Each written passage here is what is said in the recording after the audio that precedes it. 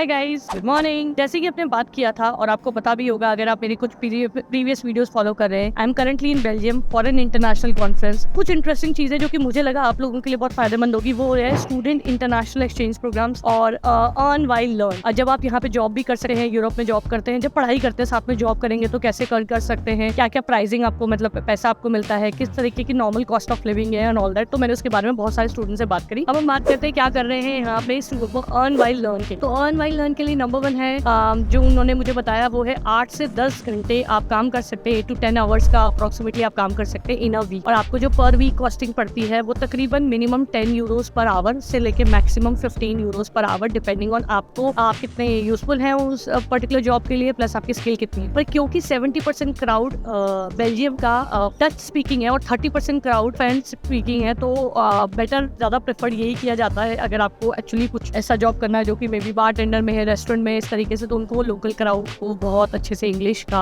Problem है, तो अगर आपके पास लोकल लैंग्वेज का नॉलेज है तो बहुत ही ज्यादा फायदा होने वाला है। और जैसे मैंने आपको बताया पर वीक का आपका 8 से 10 घंटे का टाइमिंग है और आपको 10 से 15 यूरोज पर आवर मिलता है। अब मैंने देखा कि कॉस्टिंग कितनी पड़ रही है, तो कुछ इंडियन स्टूडेंट्स, कुछ बांग्लादेशी स्टूडेंट्स से मैं मिली। उन्होंने क्या किया, उन्होंने 4 लोगों ने मिलकर एक फ्लैट शेयर किया हुआ है, या सिंगल हाउसिंग भी हो सकता है। अगर आपको स्टूडियो किचन लेना है ऑल बाय योरसेल्फ, सिर्फ सिंगल पर्सन रह रहा है, तो विदाउट एनी फूड आपको वो कॉस्ट कर रहा है 500 से 600 यूरोज का। पर अगर आप उसको किसी के साथ शेयर कर रहे हैं जिसमें आपके पास आप किचन शेयर कर रहे हैं, वॉशरूम शेयर कर रहे हैं, 2 रूम्स है, 4 लोग शेयर कर रहे हैं, तो तकरीबन 350 के आसपास मैं कुछ बांग्लादेशी स्टूडेंट से मिली जिन्होंने मुझे बताया कि उनका कॉस्टिंग है। फूड वगैरह सब ओवर एंड अबव है, कुक वगैरह यहाँ पे कुछ मिलते नहीं है, सब कुछ आपको खुद ही करना पड़ता है। पर जहाँ तक मैंने देखा कि खाना हमारी तरह है ही नहीं कि पहले चावल बनाओ, सब्जी बनाओ, ब्रेड्स है, इसमें आपको जो भी सब्जी डालनी है वो डालिए और आप निकल जाए। बहुत गजब की बात ये थी कि बेल्जियम में मैंने ज्यादातर लोगों को कार चलाते हुए देखा, हर कोई ऑफिस में साइकिल से ही आता है और बाइसिकल से जाता है, और वो उन्होंने स्टेटस और सिंबल भी बनाया हुआ है। तो अगर आप अमीर हैं तो आप इंडिया में जैसे एसयूवी खरीदते हैं और बड़ा गाड़ी खरीदते हैं, लग्जरी कार, यहाँ पे और ज्यादा ग्रीन वाली वो इलेक्ट्रिक बाइसिकल आप खरीदते हैं, और ज्यादा गियर वाली बाइसिकल्स खरीदते हैं। Everybody so happy about it and they are very good because खाने में ना स्पाइसेस है ना तेल है, तो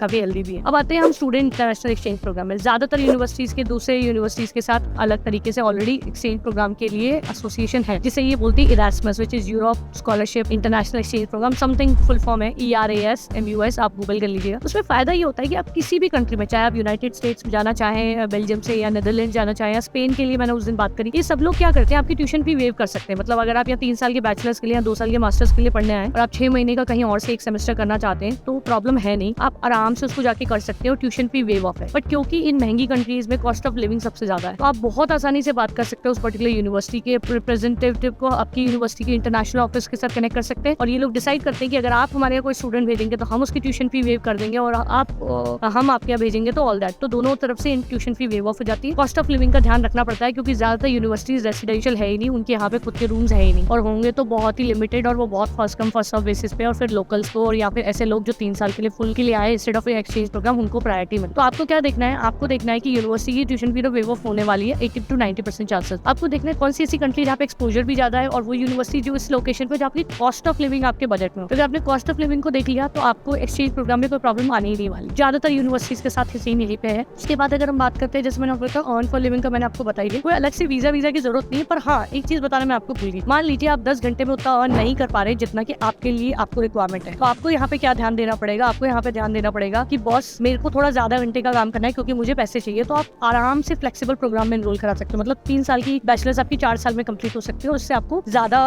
उन्होंने वैल्यू अमाउंट ऑफ टाइम आपको काम करने के लिए मिल जाता है, और 4 साल में आप कर सकते हो। तो ऐसे ही आप मास्टर्स भी कर सकते हो। तो फ्लेक्सिबिलिटी बहुत ज्यादा है, प्राइवेसी बहुत ज्यादा है, आपको सपोर्टिंग मुझे बहुत ही ज्यादा लगे, स्पेशली जब मैं मिकलेन में रह रही थी, तो मेरे जो मिकलेन का क्राउड और वो सब, it was more like a dream city. बहुत ही मेंटेन्ड और बहुत ही ज्यादा अच्छे से बात करने वाले लोग and all that. So I had an awesome experience there. I wish अगर आप भी कोई प्लान करें यूरोप में किसी कंट्री में, तो आपको ये इन्फॉर्मेशन यूजफुल हो। अगर आपको स्पेसिफिकली कुछ बेल्जियम या फिर फ्रांस या ऐसा कुछ जानना है, तो I am available on the WhatsApp link as always. Thank you so much, till then take care and bye bye.